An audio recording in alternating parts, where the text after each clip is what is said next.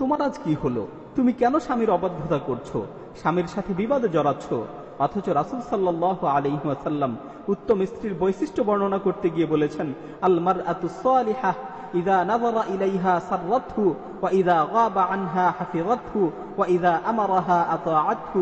উত্তম স্ত্রী হচ্ছে সে যাকে দেখলে মন প্রফুল্ল হয়, অন্তর পরিতৃপ্ত হয়। স্বামী যখন তার থেকে দূরে থাকে সে নিজেকে সংরক্ষণ করে, হেফাজত করে। যখন তাকে কোনো কিছুর আদেশ করা হয় তখন সে তা মান্য করে, সে তা পালন করে।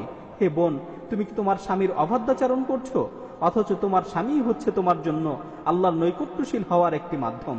তোমার স্বামী হচ্ছে তোমার জন্য জান্নাতে প্রবেশের একটি মাধ্যম। রাসূল সাল্লাল্লাহু আলাইহি ওয়াসাল্লাম বলেছেন, ওয়াল্লাযী নাফসি বিয়াদিহি লা তুআদ্দিল মারআতু হাক্কা রাব্বিহা হাত্তা তুআদ্দি হাক্কা যাওজিহা। ওই সত্তার কসম করে বলছি যার হাতে আমার জীবন, কোন মহিলা ততক্ষণ পর্যন্ত আল্লাহর হক পরিপূর্ণরূপে আদায় করতে পারবে না যতক্ষণ না সে তার স্বামীর হক পরিপূর্ণ